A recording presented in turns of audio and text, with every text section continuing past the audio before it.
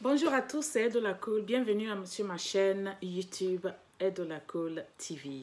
Alors aujourd'hui, nous allons parler d'un sujet très important parce que hier, j'ai fait un exercice sur mon mur Facebook et j'ai posé une question comme ça, pour essayer de voir un peu ce que les gens pensent avant de vous fournir aujourd'hui cette vidéo-là. En fait, j'ai repris la vidéo selon ce que j'ai pu avoir de cette question sur ma page Facebook.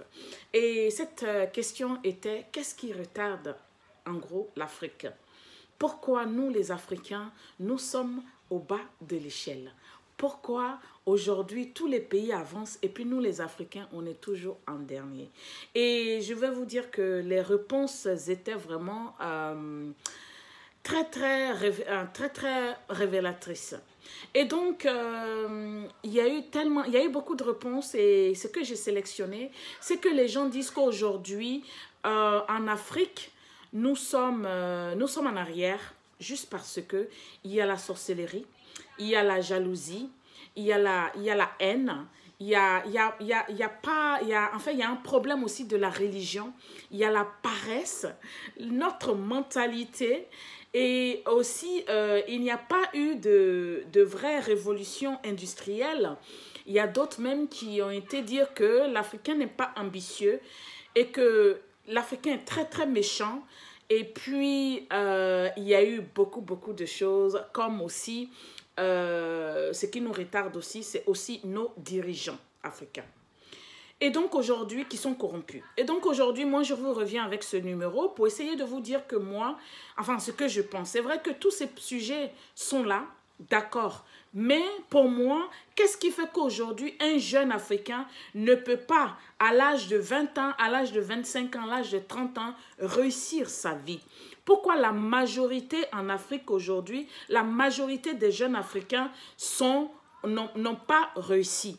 Pourquoi ils sont encore chez leurs parents à un certain âge? Donc, moi, ce que je retiens de tout ce qui a été dit et puis ce que moi-même j'avais dans ma tête, c'est le fait de dire en fait aujourd'hui que pour moi, c'est la distraction qui fait que l'Afrique...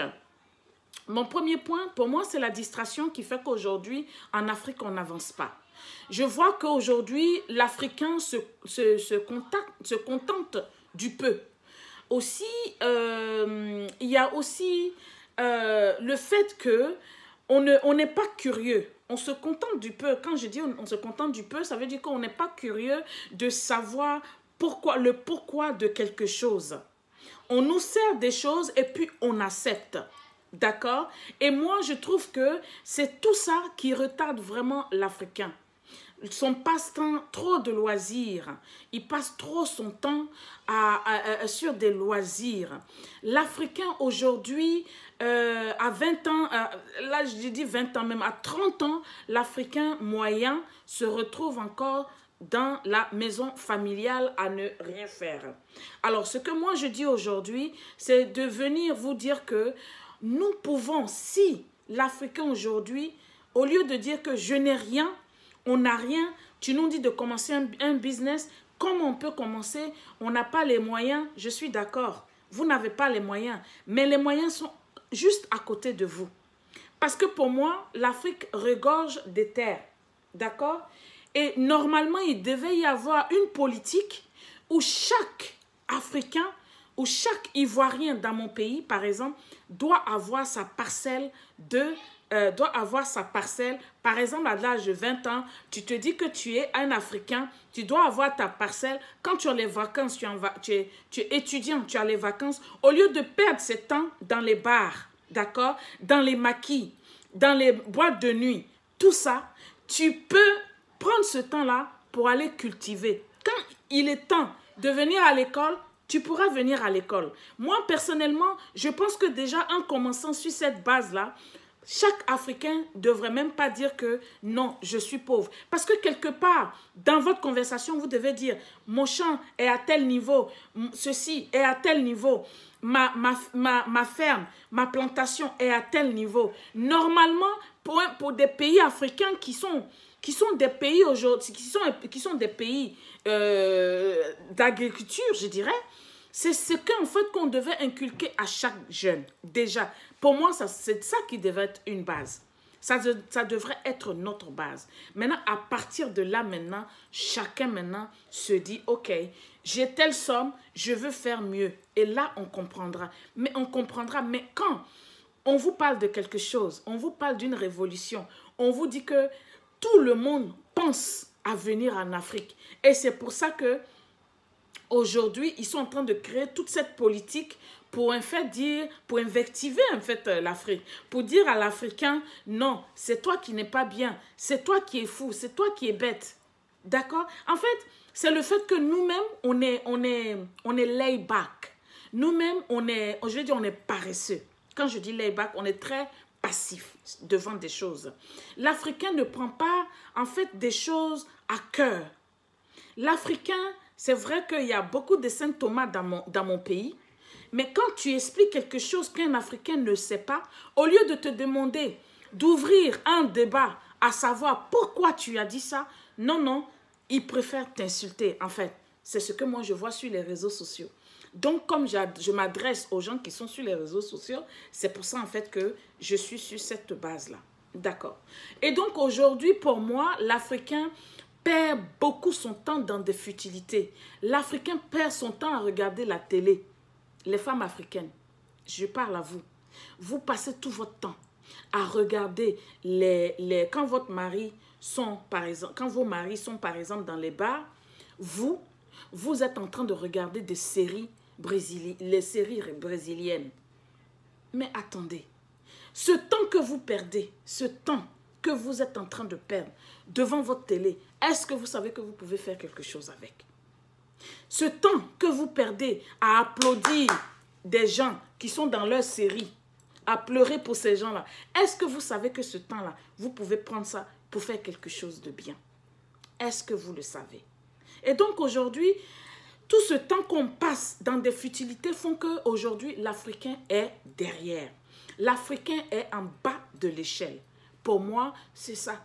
Aujourd'hui, vous regardez des gens et puis vous les applaudissez. Mais comme ils ont fait, je donne un exemple des gens qui n'ont pas vraiment été à l'école, qui ont juste des niveaux, je vais dire même BPC. Je vais vous prendre un exemple d'un Anglais qui a bien réussi, que tout le monde applaudit aujourd'hui, Richard Branson. Richard Branson, il a même pas fini tous ses O-levels. O-levels, il n'a pas tout fini. Aujourd'hui, c'est un millionnaire milliardaire. Millionnaire, voire milliardaire, en livres, s'il vous plaît, en livres sterling. Vous applaudissez ces gens-là. Il a des lignes aujourd'hui d'aviation, il a tout ça. Mais c'est quelqu'un, parce qu'il s'est battu, il a cru en quelque chose. Nous, les Africains, on doit commencer à se battre. Il y a aussi, aujourd'hui, il y a des jeunes qui sont rentrés. Je vous applaudis beaucoup. Il y a des jeunes qui sont entrepreneurs. Je les applaudis beaucoup. Mais il n'y a pas un engouement général. Il faut un engouement général. Il faut que chaque Ivoirien, il faut que chaque Sénégalais, il faut que chaque Béninois, il faut que chaque Burkinabé aujourd'hui se lève pour arrêter d'être dans des bars, à perdre du temps inutile. Je vous donne un exemple encore. Nous avons les Ghanéens. Les Ghanéens étaient en Côte d'Ivoire. Qu'est-ce qu'ils faisaient? Ces Ghanéens-là faisaient des boulots que les Ivoiriens refusaient de faire. Parce que les Ivoiriens aimaient bureau. Nous, on aimait bureau. On aimait être dans les bureaux.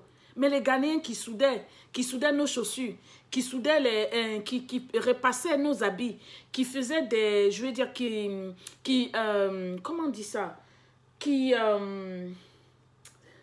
faisaient des boulots vraiment pas bien vus. Hein? Ces Ghanéens-là, ils sont où aujourd'hui? Ils sont rentrés chez eux. Ils ont eu ce qu'ils ont eu. Ils ont pu avoir avec le faux boulot. Et puis, ils sont rentrés chez eux pour investir. Vous pensez que le fait que le Ghana est différent aujourd'hui, vous pensez que c'est le fait d'un gouvernement? Un gouvernement accompagne. D'accord, je vais vous dire les bains aujourd'hui. Un gouvernement accompagne. Un gouvernement ne va pas venir vous réveiller à 13 h. Vous vous réveillez d'abord, comme on le dit. On dit Dieu, Dieu, Dieu. Mais Dieu compris là. Le Dieu Le Dieu aide les plus courageux. Tu ne vas pas être en train de dormir jusqu'à 13h, 14h, 15h et puis Dieu va venir t'aider, mon frère, ma soeur. Il faut que tu te donnes ce courage-là pour que Dieu ouvre les portes. C'est comme ça. C'est ça la loi de la nature. Vous comprenez? Je pense qu'il est temps, il est vraiment temps que l'Africain, d'où il se trouve, qu'il prenne les choses en main. Nous, les Africains, il y a des gens qui disent aujourd'hui, je ne vais pas dire les noms ici, qui disent que pour cacher quelque chose à un Africain, il faut l'enfouir dans un livre. L'Africain n'aime pas lire. Alors qu'avec un seul bouquin par mois, ça vous ferait 12 bouquins.